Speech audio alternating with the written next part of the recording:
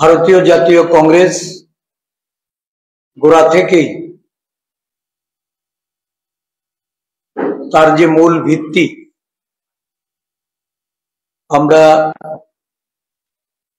বিচ্ছিন্নতাবাদ, সন্ত্রাসবাদ, উগ্রবাদের বিরোধী এবং দেশ পরিচালনার ক্ষেত্রে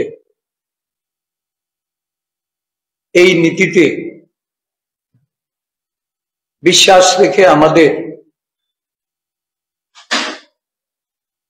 বহু ত্যাগ তিতিক্ষার সম্মুখীন হতে হয়েছে। আমরা মহাত্মা গান্ধীকে হারিয়েছি, আমরা ইন্দিরা গান্ধীকে হারিয়েছি, আমরা রাজীব গান্ধীকে হারিয়েছি। সন্ত্রাসবাদ, বিচ্ছিন্নতাবাদের, উগ্রবাদের বিরুদ্ধে লড়াই করতে গিয়ে আমাদের এই তিনজন মহান নেতা সহ বহু কংগ্রেস দলের নেতা কর্মীদের তাদের আত্মহত্যা দিতে হয়েছে, তাদের সন্ত্রাসবাদী উগ্রবাদীদের হাতে তারা প্রাণ বিসর্জন দিয়েছেন। আমরা বিশ্বাস করি যে উগ্রবাদ পরিহার করে শান্তি সম্প্রীতির পথে যারা এই পথে জীবনযাপন করার রাস্তা বেছে নিয়েছিলেন, স্বাভাবিক জীবনে ফিরে আসার জন্য যে কোনো উদ্যোগকে আমরা স্বাগত জানাই। শান্তি প্রতিষ্ঠার জন্য কংগ্রেস দল বরাবর সরকারে থাকুক বা সরকারের বাইরে থাকলেও আমরা নীতি আদর্শের প্রতি অবিচল থেকে এই শান্তি সম্প্রীতির পক্ষেই আমাদের প্রয়াস, সবসময় এটা আমরা বজায় রেখে চলেছি। আপনারা জানেন যে গত 4 সেপ্টেম্বর দিল্লিতে একটা চুক্তির মাধ্যমে এনএলএফটি, এটিটিএফ সহ বিভিন্ন উগ্রবাদীদের যারা আন্ডারগ্রাউন্ডে ছিলেন একটা বৃহৎ সংখ্যা একটি মৌয়ের মাধ্যমে এই রাজ্যে স্বাভাবিক জীবনে ফিরে আসার জন্য কেন্দ্রীয় সরকার এবং রাজ্য সরকারের মাধ্যমে এটা স্বাক্ষরিত হয় এবং তা বাস্তবায়নের জন্য 24 সেপ্টেম্বর এই রাজ্যের জম্পুইজলা স্থিত একটা টিএসআর ক্যাম্পে এই আত্মসমর্পণের যে পটভূমি, এটা এই রাজ্যের মানুষ প্রত্যক্ষ করে। আমরা এই রাজ্যে বিজেপি সরকার প্রতিষ্ঠা হওয়ার পর তৎকালীন মুখ্যমন্ত্রী বিপ্লব কুমার দেব, যিনি একসময় ঘোষণা দিয়ে বলেছিলেন যে এই রাজ্যে উগ্রপন্থী বা উগ্রপন্থার ধরন কোন কার্যকলাপ এগুলি সম্পূর্ণরূপে এটা নিশ্চিহ্ন হয়ে গেছে। এই রাজ্যে উগ্রপন্থীরা অবশিষ্ট নেই এবং এটা বর্তমান যে মুখ্যমন্ত্রী অকপটে উনিও এটা স্বীকার করেন বা তৎকালীন সময়ে শাসক দল বা অন্য কোন সংগঠনের পক্ষ থেকে এই ধরনের এই দাবির বিরোধিতায় কোনো আমরা বক্তব্য আমরা শুনতে পাইনি।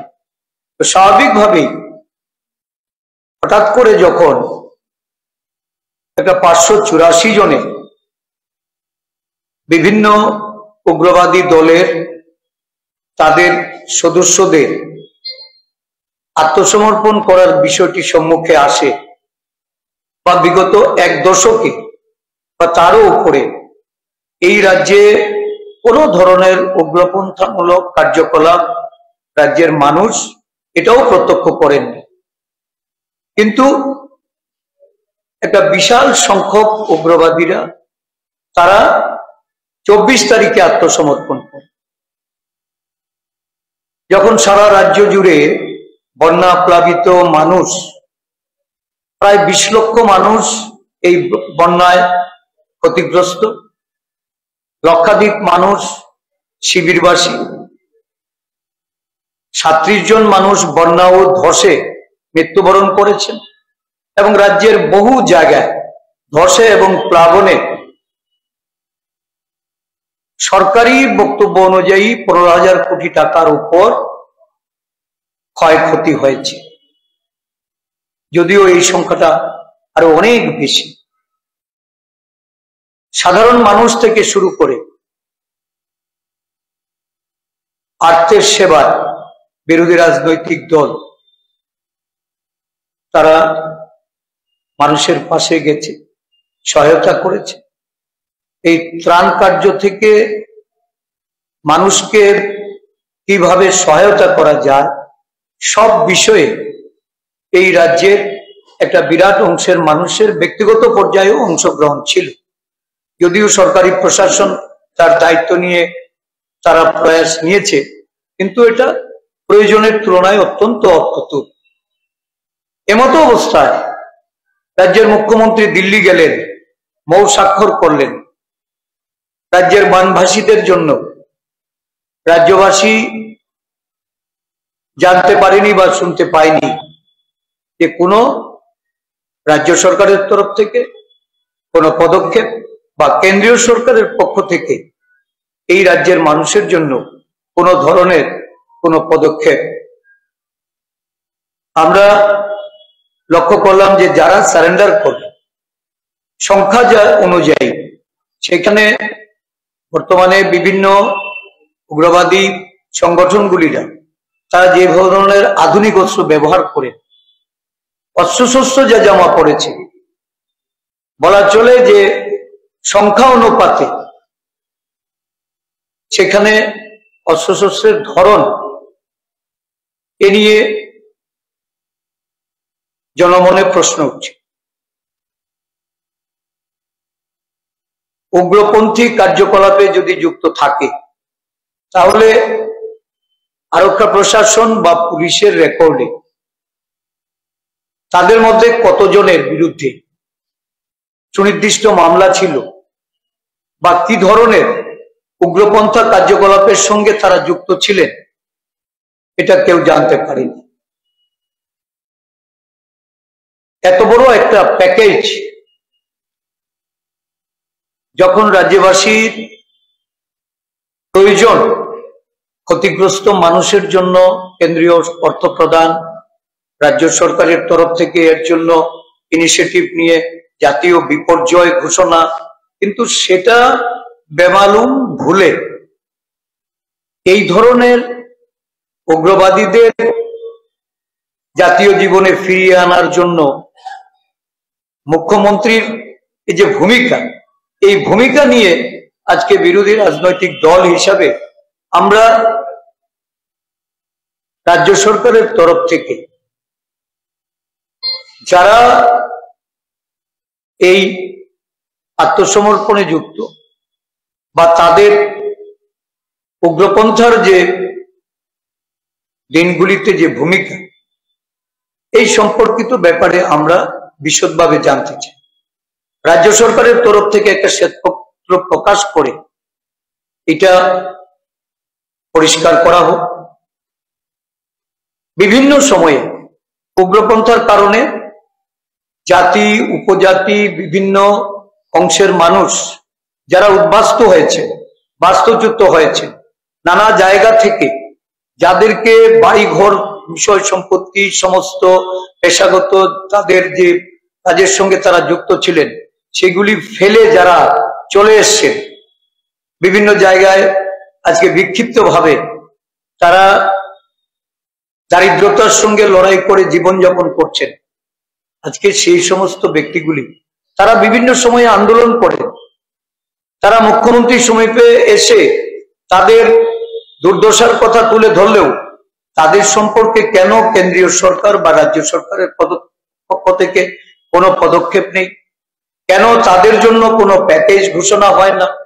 কেন ওই মানুষগুলিকে পুনর্বাসনের জন্য রাজ্য সরকার কোনো পদক্ষেপ গ্রহণ করবেন না? আমরা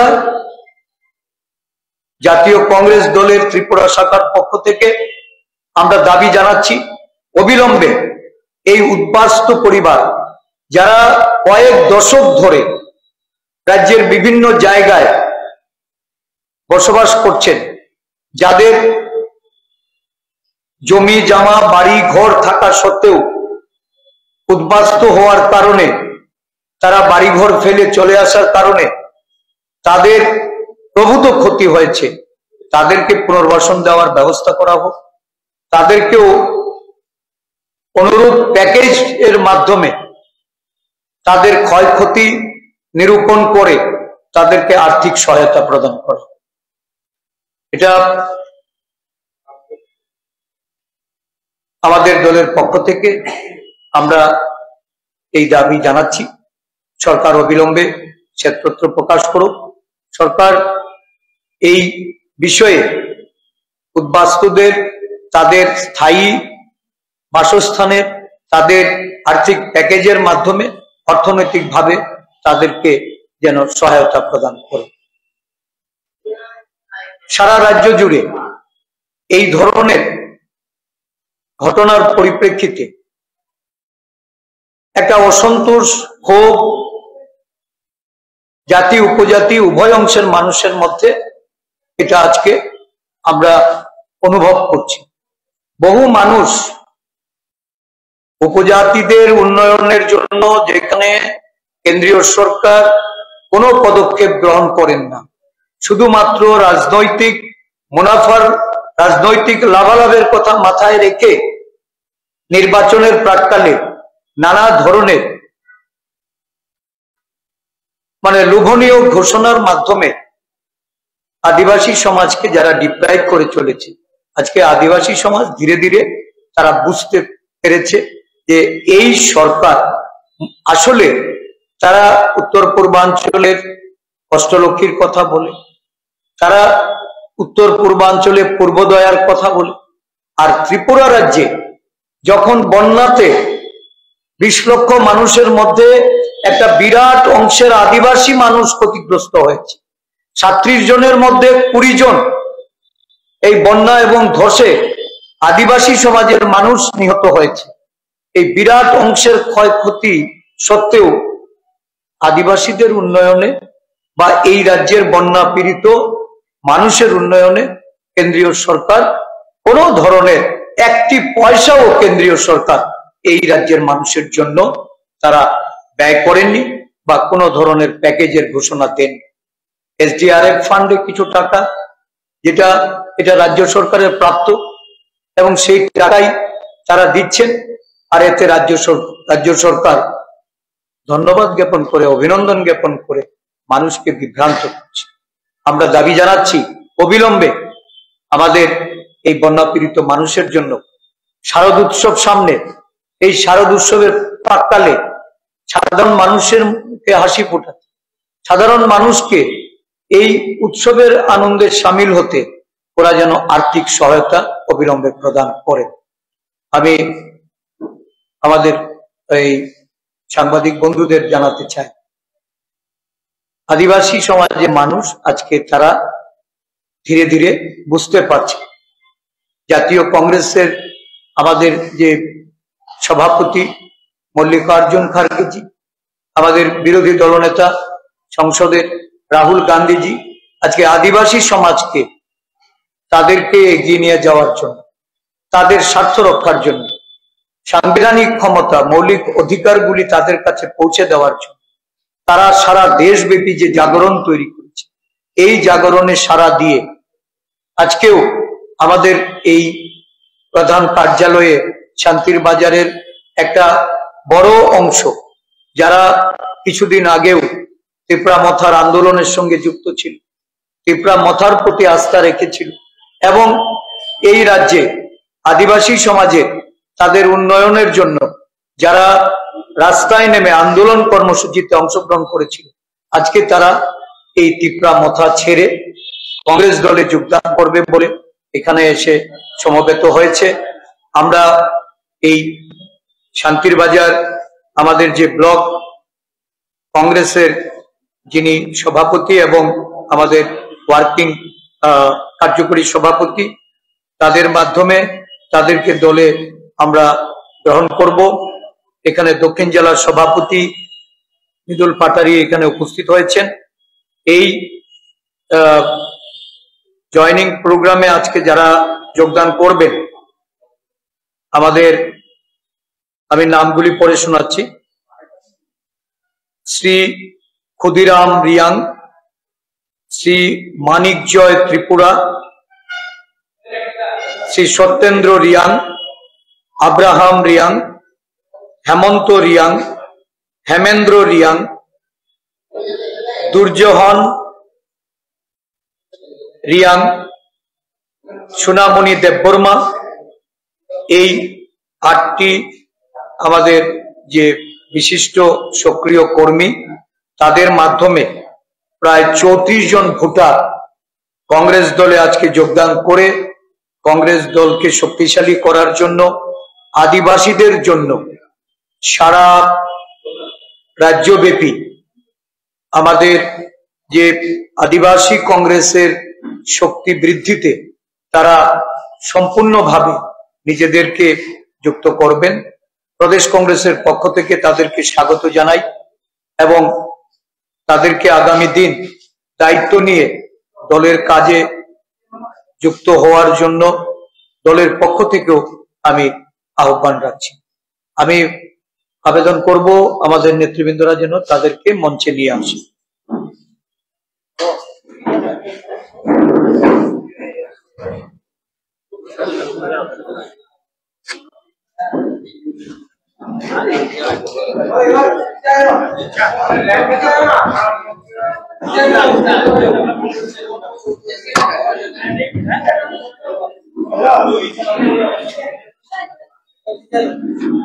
ये के खुदीराम के आयो खुदीराम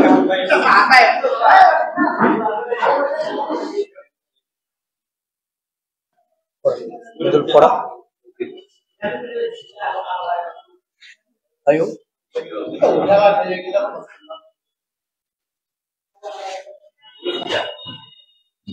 आयो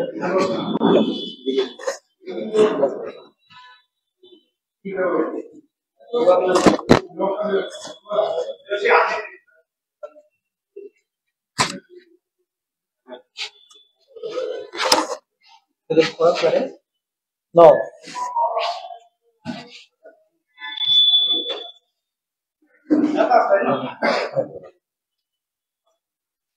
No. Yola. Puedo. No. Artida. Ayo. अच्छा. धन्यवाद. दाराओ. एक फ्लैग डाउन हो. हाँ तेरा तुमरा थाको खुदीराम आयो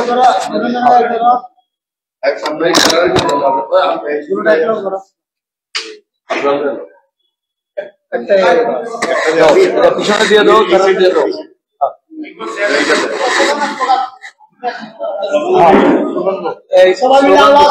वंदे मातरम वंदे मातरम